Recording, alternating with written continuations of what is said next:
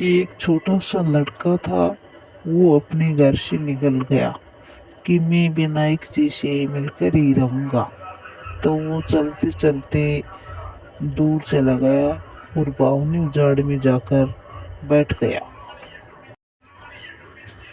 वह वहीं से सोचने लगा कि मैं घर पर वापस नहीं जाऊंगा और मैं विनायक जी से मिलकर ही रहूंगा, चाहे मैं कितनी भी मेहनत करनी पड़ जाए और कितना भी मुझे लेट हो जाए, लेकिन मैं मिलकर ही रहूंगा।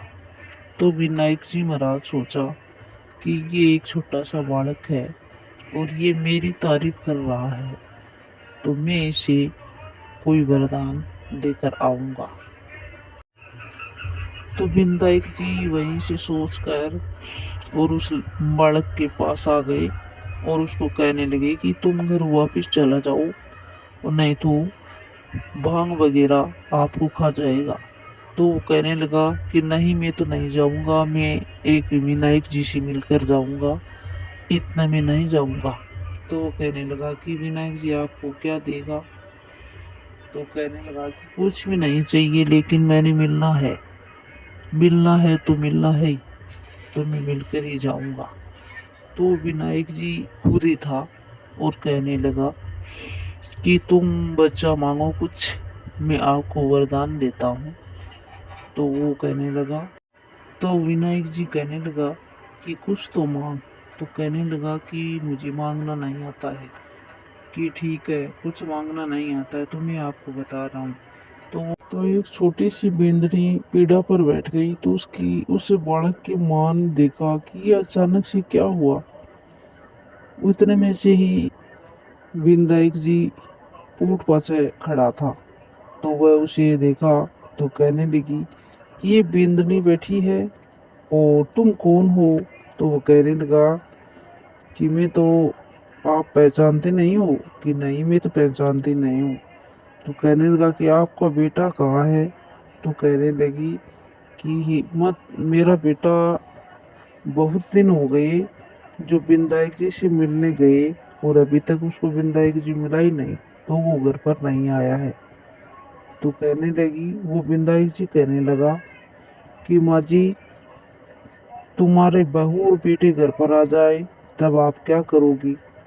तो कहने लगी कि मेरा बेटा और मेरे बहू घर पर आ जाए तो मैं विनायक जी सबसे पहले कढ़ाई करूंगी और सबसे पहले विनायक जी को बहुत अच्छी तरह से जिमाऊंगी। तो कहने लगा कि ठीक है माँ जी, तेरे बेटे बहू आ जाएगा।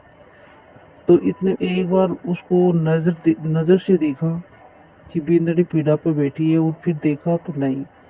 तो फिर उसे विनायक जी महाराज का पैर पकड़ लिया और कहने लगी कि हे विनायक जी महाराज, मेरे में ये क्या हुआ, मेरे को एक बार दिखा और फिर नहीं दिखा, ये क्या चमत्कार हुआ है। तो विनायक जी अपनी शक्ति से और बिंदनी और उसका बेटा गठजोड़ा से बना दिया।